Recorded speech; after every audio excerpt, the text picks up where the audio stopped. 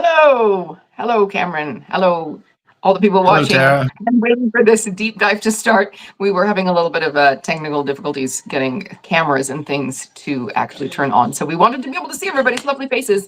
Well, Cam's in particular. So I'm Tara and this is Cameron, and welcome to our deep dive today, which is a special edition, Founders Edition. Deep dive with the founders of D&D Castle. So I'm Tara. I'm one of the founders of D&D Castle. And this is Cameron. I'll let you introduce yourself. Hi, I'm Cameron, co-founder of D&D Castle, along with my sister Tara. We've been at it for quite a few years now, and it's really exciting to see how things have evolved and where we're at. And it's a nice time to pause and reflect on where we've been and how things are going. So, it's been a while since we've done a chat like this. Yeah. I remember doing a chat from a laptop in a cafe in somewhere in California around 2017, maybe, when we first got started. So Cam and I started D&D in a Castle. As he mentioned, we're brother and sister. That's why we have the same face. And so basically today we are just going to share a little bit about how D&D in a Castle got started, where it came from, where the idea came from, why we wanted to do it, other than just being a little bit crazy, or more than a little bit, and answer any of your questions that you have about us, about D&D in a Castle, how it came to be, where it's going, where it is. It's in a castle, coming to a castle near you or not near you, but a castle anyway. So I'm going to start. Cam, I'm going to let you just sort of share the origin story of D&D in a Castle and tell us how it came to be. Sure, yeah. So D&D Castle is pretty humble beginnings.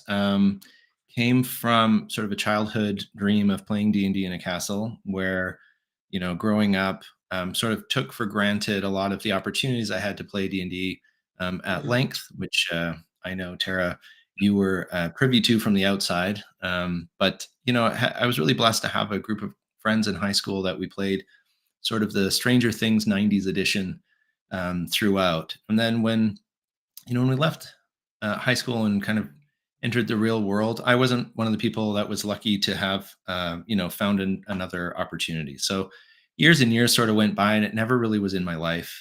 And, as middle age loomed, I reached out to some old friends, from back in the day and said, we should get back together. And so we organized our own vacation around playing D&D. And there was a particular magic and therapeutic quality that came from that was fascinating to me, both because it was just something that I really resonated with, but very clearly came across as like, this is something that the world needs. There's not enough of this. I've been looking for it as a grown up. You can't get the time or space to play this kind of game. And the question was like, how do you make it into a vacation? Because that really was the secret, was getting people to take the time away, to travel to a different destination, to have, to be present in the game and so on and so forth. And then I, had an idea on the plane that if it was in a castle, we'd be able to, make something out of it and make it a reality. And so that's when Tara entered the story, as I called her and shared this idea with Tara, saying, I'm sorry, I have this idea that's going to ruin your life. And it has been pretty epic ever since. And since then, yeah, so that's sort of the origin of it. That's where the concept came from, and very much rooted in the idea of like, how do we create enough space to play the game in what I kind of consider its intended format, right? D&D wasn't invented or discovered or played in a way that was intended to be a, half an hour session or 1 hour session. I think even in the DMG or the player's handbook, it even talks about a minimum like 1 hour ramp up and ramp down. So it's really difficult to get in a Tuesday night game. And then a lot of people jumped in and helped out in those early days. And we navigated all kinds of different challenges as events do. And it's been quite a journey. Yeah. Yes. So you and I played our first game of D&D, and there's a third one of us, an older sister, who at about age 9 dungeon mastered our very first game of D&D. Our dad brought home the red box from a garage sale circa 1987, I think, and something like that. And we played our first adventure that the adventure that came in that box, and we ran that game. And I think you Cam always wanted to play after that, and we didn't. So it was a number of years before you met an 11-year-old boy with an older brother. It's always an 11-year-old boy with an older brother. I don't know. I do these all the time, and I can't tell you how many times there's an 11-year-old with an older brother in the scenario, whether the DM's the older brother, or they had an older brother, or they had a friend at age 11 who had an older brother. But that was the classic story in the early 90s, 91 or 92. And it's kind of the D&D relationship is kind of history from there. Um, and you did. I can attest that there was a lot of D&D going on in a sort of round the clock kind of a way on my porch sometimes in my basement. I say mine, ours, sometimes and other people's, or Cam would be gone for days at a time playing D&D. So what kind of D&D did you play back then? What were you playing? Oh, yeah, we started on second edition. Basically, it was just sort of like 80 and just after we had AD&D books lying around, but we started on second edition and then we sort of played through to 3.5. It was mostly DM'd by our friend Pete, and we would sort of swap out from time to time and try different RPGs and things. I think we actually probably got started, my own DMing on some of the Palladium series books, and played different RPGs, but it always came back to D&D. And Pete was the perennial DM that we played with, and he played really long. We played long arcs. I think over 4 years, my character only reached level 8, which at the time I didn't realize how slow that was. But later on in life, I caught on. Wait a minute, Pete, you're just not leveling us. But it was a lot of fun, and actually because of that, I probably have a preference for lower level campaigns because I like the constraints and the challenges that it poses. But yeah, some of the game arcs we played were years long, and I don't think that's that abnormal for people who had a chance to play with that much time. And that's the kind of thing I missed, was being able to get through that much story and that much feeling of achievement. And some of the memories, what's really weird about D&D is you think back at a game you played and you don't remember it as sitting around the table. You remember the events of the game. And so I'm pretty convinced at some point that I did one shot a young green dragon. Like, I personally feel like I have that accomplishment. In my right mind, know that's not true, but the feeling of accomplishment and excitement when you look back through the years has these, tales and adventures that you really do feel part of, especially in retrospect. So I think you were the DM when you guys did that retreat that you spoke of. So I like to tell people the story because it was about 20 years of hiatus, if I calculate correctly, something around then, because you would have graduated in the late 90s and it would have been around 2017 when you took that trip. So it was around 20 years of trying to play D&D. So, and in the end, you booked a house, and you were living in California at the time. And then your friends were living all over in Canada primarily. And so nobody lived where you were, your destination. You booked a house in Seattle and you booked it. You flew everyone down. You dungeon mastered the game. You planned and orchestrated the whole thing after 20 years of frustration in trying to just get together with a group of friends who could play together. Do you think that's a common barrier for people when they think, oh, well, we'll just get a place and we'll do it? I mean, you talk about scheduling conflicts for even your Tuesday night game that Yeah. you described, trying to get 3 or 4 nights away together with your buddies. How hard Yeah. is that to do? Yeah, it took a lot of planning, and I think part of the impetus was, how can we make this easier? I want to go to the thing that someone else organizes, was the idea, and then I ended up organizing it, which wasn't really the intended outcome. But yeah, making it accessible and easy to do that is part of I think what just makes it possible. I mean, if you have to do everything yourself, and even that feeling of the babysitter's not going to cancel, or that someone isn't going to pull out at the last minute or have to leave early, etc., that kind of takes away that that sort of feeling that something, like, that once it starts, it's not going to end. You're going to be in this story, and creating the space for that is difficult when you have 6 people plus a DM trying to make that kind of space in life all at the same time and do the organization and planning and logistics here and there. I mean, I definitely recommend if people can get away with their friends and play D&D, obviously it's, a great thing to do. It's just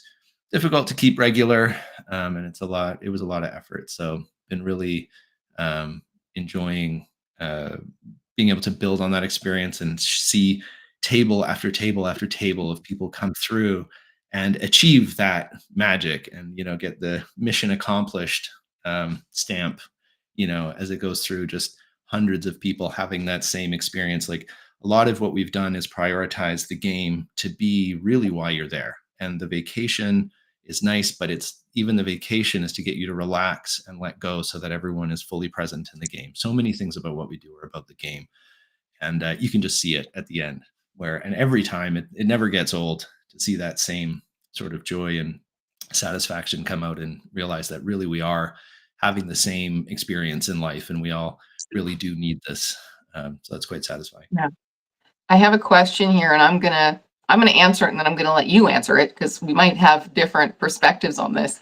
Um, the question is, as a luxury vacation mainly aimed at experienced players, what do you do to encourage new players to come and enjoy the experience? So that's an interesting sort of precondition as a luxury experience mainly aimed at experienced players. I'm not completely sure that we are aimed at experienced players. We're aimed at committed players. I think our target audience is people who are really enthusiastic and want to do this on their vacation. Like for me, I'm not going to go on a beach vacation. I'm not going to go sit in the sun. Like, look at me, this will go badly. But what do I want to do on my vacation? I want to have a different kind of fun on my vacation. And so if it's the kind of fun of role playing and getting into a story and laughing with friends and hanging out in a castle, that's the kind of player that we're aimed at. But in terms of attracting new players, we just try to create a really welcoming environment where everyone is taken care of to the same level. I will say that we have had quite a few new players. In particular, I remember in our second year sitting next to a guy on the shuttle coming in from the airport to the castle, and he was telling me he'd never played D&D before, but he had read all the books. So just by making it possible, I think a barrier for people to join a game of D&D or to start playing D&D is they don't know a DM who wants to be their DM. They can't find other groups of players. If they're just wanting to do it, they kind of don't know where to start. So all you have to do at D&D in a Castle is buy a ticket and show up. And that is it. Everything will be taken care of for you in terms of helping you create your character, introducing you to the game, providing the dungeon mastering service, allowing you to just participate and taking away all the barriers to participation. So those things really lend themselves really well to a new player. And I often think if you're playing for the first time, there's no better place to learn because you dive straight in and you're surrounded by people who are just so excited to share D&D with you, from the dungeon master that you've got to all the other dungeon masters in the castle to all of your fellow players and literally every other fellow player. And good luck stopping the staff from talking your ear off and wanting to hear all about what you want to do and how to play. So you're never going to have a more supportive environment as a new player than you will at D&D in a castle because everyone is there for it. But I'll stop there. I will say that the dungeon masters are always fighting over the new players. They want to play someone's first game of D&D and be the one that, introduces them to this wonderful world and this hobby that they're so passionate and excited about. But Cam, what do you think about that question? Yeah, well, I agree with everything you just said. What comes to mind are some of the stories from new players that we've had. Often it is people who are D&D adjacent. Either they have a significant other or they've heard about it and they thought, oh, this, I want to do something different on vacation, and thought this would be a good opportunity to learn about that thing I've, seen and heard. And yeah, seeing them get sucked in. Like, there's a mother-daughter team that came in 2019, I believe, and they ended up sitting at different tables because the mother, who had never played before, wanted to experience it for herself. So she ends up playing her own game, and I think that was the Alquins game where they played dragons, and it was just pretty wild. And then so she planned her own crossover into another table, and by the end, like, she had this just really been sucked in, and to see someone go from like, oh, this isn't a bonding experience and not really knowing what to expect from the game, to being completely in at the deep end after the 3 days was pretty awesome. And we see things like that a lot. Yeah. So if you do have a new player that is interested, I would explain that, like, a lot of people learn D&D by having a lot of space to do it. And it seems intimidating when you're in an opportunity where the games are short and you might not feel like jumping in, and it takes time to get to know each other and you get down the sort of social learning curve, or the down the learning curve and the social comfortability with people. But at a place like the castle, it's you actually get the opportunity to be introduced to it in a way that a lot of us who love it so much were introduced to it, in times that we had more time and space to dedicate to the game. We played longer formats. We, played into the night and didn't have to worry about, you know, um, what time they had to be home for dinner. Well, okay, that was sometimes an issue, but Also, there is also perhaps a thought that you take all the time of your holiday to learn this game, and then the holiday's over.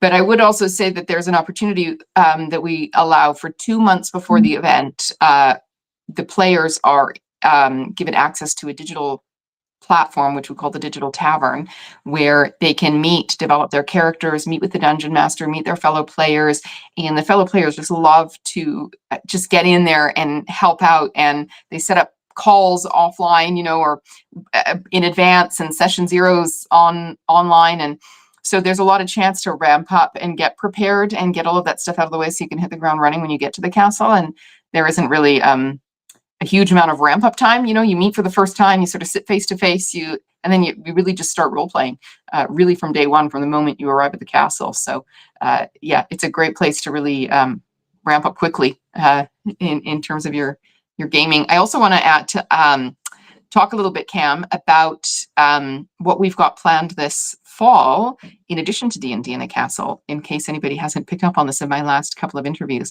So we're doing something we're calling Castle Days, which was an idea that came about actually.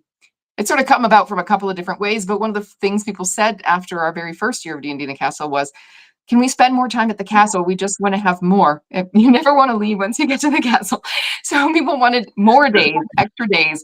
So because we have 2 rounds back to back, and we have a couple of days in between at Lumley Castle this coming fall, we have decided to offer some programming during that time. And another thing people have asked us, which we're not really able to incorporate during D&D in a castle because it is quite an intensive period, is that we have all these incredible dungeon masters with all these amazing skills and accomplishments and experience and so on, that people would love to learn from our dungeon masters and get the opportunity to talk to them, get to ask them their questions, interact with them, and learn from them, really. And so we're sort of combining those aspects and creating a little sort of mini event between rounds. It'll be sort of 2 days long, 3 nights, and people will get to have workshops. They'll be able to have one-on-one sessions even with our dungeon masters. And this is open to anyone who's attending D&D in a castle at either of the fall rounds. They can stay extra nights to participate in those activities as well. So where did that idea come from for you, Cam?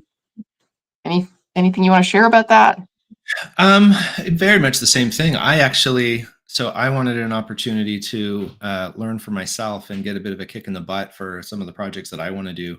I'm, one of the many DMs with a homebrew that could use a little help in one direction or the other. For me, I have a really well fleshed out homebrew world, but no like clear campaign stories through it. And it would be nice to have. This is my intro campaign to my homebrew, or an adventure fleshed out in a particular area. So that's something that I create. But the concept of that is, I wish I could, sit down with people who've done this 100 times and publish stuff on it and really know what they're doing, to help me, half with the skills to do it and half just, getting me to do it. Kind of like a bit of a focusing on DMing because that's what I enjoy. I actually enjoy DMing more than playing. I know there's a lot of people complain about being the forever DM, but I actually really enjoy DMing because of, these creative opportunities. So a way to focus on that side of the hobby, which I think for a lot of us who DM, the proportionate amount of time spent on the hobby is actually on DMing,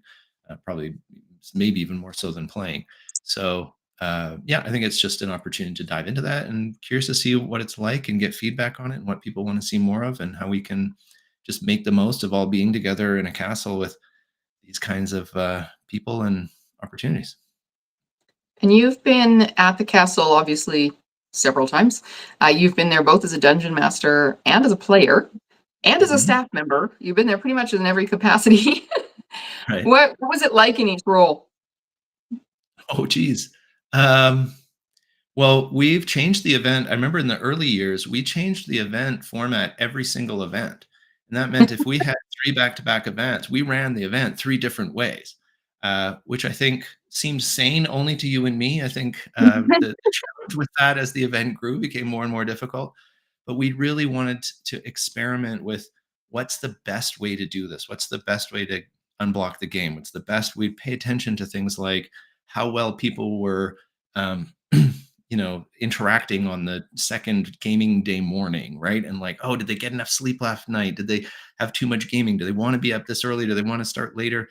All of these little things we iterated and iterated on. So for me, it was really exciting to see how the format evolved detail by detail, minute by minute, over our dozens of events. We've got I was trying to so count. It's at least 13. It might be 15 or I don't even know. Lost count, but it's a lot. a lot. We've done a lot of rounds, and so for me, it was just very satisfying to see that evolution.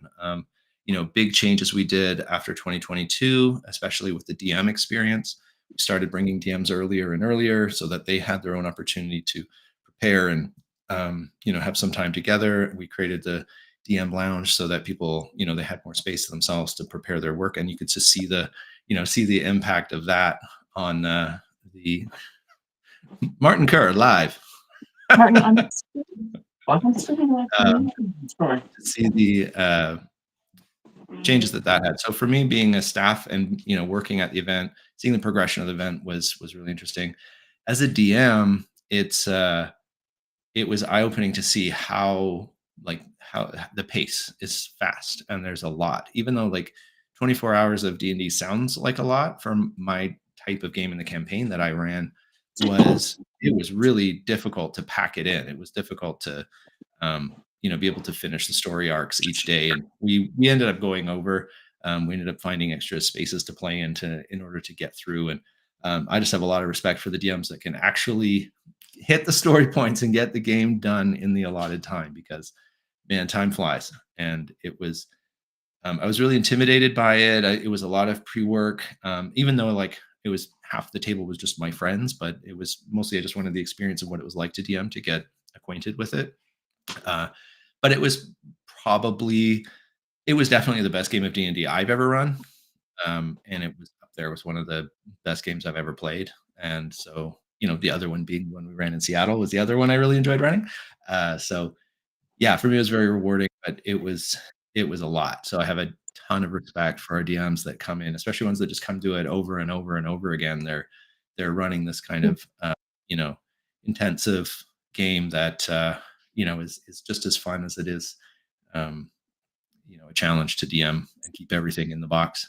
And then as a player, I I just really enjoyed meeting the people around me. Like, when you're running the event, you see mostly what's not happening at the table. So a lot of the effort and it's Mhm. going around in boxes behind the scenes and hand stamping things. And, you're very enthralled with what's happening in the event. And so when you think of the event, you're not often thinking of what's at the table. But as a player, you realize you spend most of your waking life at this table with this group of people and you just become fast friends and everyone is very invested and the game is it's easy to lean into and so much of what you talk about and think about and share with each other is just so game related and your head is just in the game the whole time. And I know people take a break to shoot some archery or do some of these activities, but it was just really fun to get lost in the game that you're playing for that brief period and make fast friends with some other people. It was um, very relaxed and welcoming. I think a lot of people comment on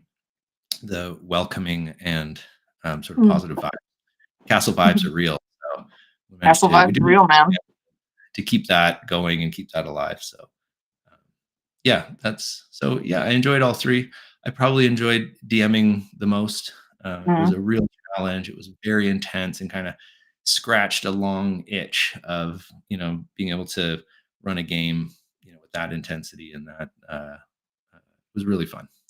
Uh, my it's the story from one probably the reason why that became the greatest game of D&D that I had seen in more recent history was one of the players was a warlock and we did a pre-session where they had an interaction with their patron, which was some otherworldly demon that, unbeknownst to him, was actually in a turf war with the demon that they were fighting in the campaign. And I thought this would just, provide some interesting context. And so throughout the game, he had a familiar that Mark Mir would sometimes step in and play, which was highly entertaining. But this familiar kept this plot line going about this, behind the scenes conflict between the big bad that they were fighting. They didn't really know. Anyways, in the end scene, what happened is they totally fell into all my traps. Apparently, I didn't give them any clue, like enough outs of what they were doing. And they ended up right there falling for it all. And the world was about to end. And it was like, I don't know if they can pull this out of the fire. I think this is it. I think the players lost and it's 2 o'clock in the morning on the last night. And what are you going to do? Like, it's over. They were supposed to catch on that the bad guys were actually preventing the apocalypse. Um, but they didn't. And so they were stopping the bad guys from preventing the apocalypse. And they won and they were very excited. And then the apocalypse begins. And then it was less exciting. And so as this, major demon starts coming through the portal, um, Konstantinos, one of the players, has an idea, and he says, I'm going to persuade the demon to take me instead of the chosen one that they had amongst them to save the world. And I said, that's impossible. How are you going to convince this demon has finally accomplished after 500 years what they came here for? And he said, because my patron is her enemy, and I might be a better path to revenge. And I thought, fine, I'll give you a DC 25. And without thinking, he just picked up the D20 and threw it. And I looked at his character, and he had a +5 to persuasion, and the die rolled a 20. And it ended this campaign on a natural 20 to save the world. And it just, like, screaming, like the table flipped. It was wild. And it's like, you can't script that. You can't write any kind of story or be part of a story that has that kind of plot twist ending, because the dice at the end of the day are what kind of rule the story. And creating the opportunity for that to happen, for those types of moments, that's what I was really enjoyed and was grateful for, is the opportunity to run a game at the castle. So I have many more questions, but one I want to ask, which I think I know the answer to, but why did you call me? Oh, why did I call you? Yeah, I think you do know the answer to this. So for years beforehand, you and I had For been those going who to just the joined, giving context, Cam went on a D&D weekend that he planned with his friends after 20 years of not being able to get together to play D&D. So he finally planned it, and after much work, got everybody together for a weekend and was like, we need to bottle this. The world needs to experience this. How do we make it happen? And on the plane ride on the way home, he realized if it was in a castle, if you build it in a castle, they will come.